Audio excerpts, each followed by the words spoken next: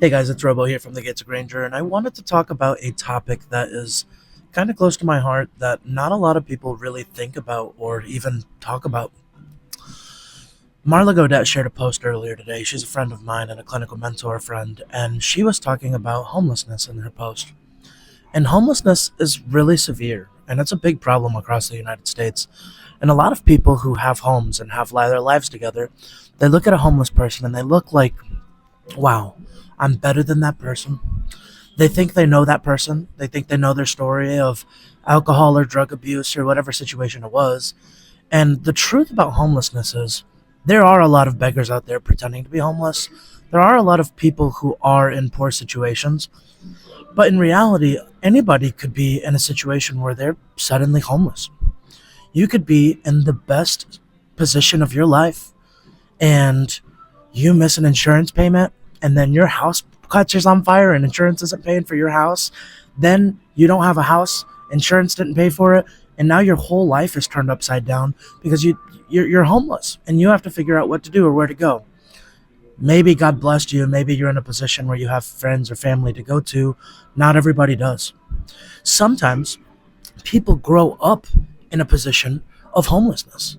And this is a routine that stays in their whole life because they never learn financial responsibility.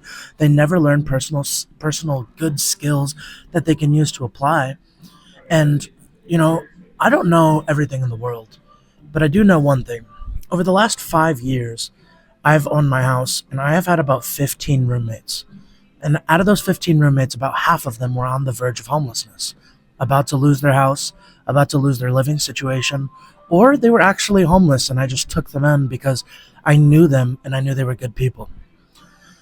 And I've seen over and over again, as I've gotten to know these people, as I've gotten to learn about their lives, a lot of times it's rooted in generational curses that their parents didn't know and their grandparents didn't know. They didn't teach them, or their parents were dealing with some opioid addiction or some alcohol addiction that gets carried on generation to generation. And these people, they just don't know anything else. They don't know there's a better way. And we're very quick to judge. And in the story I was reading, there was a man who went to the BMV and he was trying to get his license. And it was $1.50 short and he was struggling using the machine. And a lady stepped in and swiped her card and paid the $17.50 for that. And the homeless man gave her $16 cash and was like, please keep all this. I'm sorry about the $1.50. I'm sorry about the $1.50. And I think about that. And that's a person who's not asking for money. He's not asking for a handout.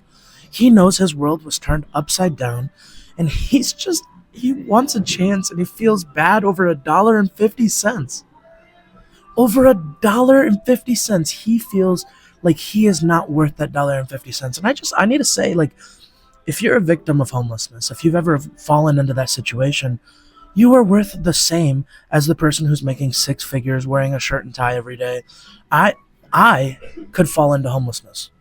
I could be homeless tomorrow because my situation gets turned upside down. To me, I don't care because my home is in heaven and I know I'm going to be okay. But to everybody else in the world, they don't always know that. They don't always have hope. They don't always have understanding. And they're pushing through, trying to make it, trying to get to tomorrow. And you're here quick to judge, quick to be angry, quick to be upset. And it's not your place. Never judge a person. If you don't want to be around a homeless person, don't be around that homeless person. But don't think you're better than them. That could be you.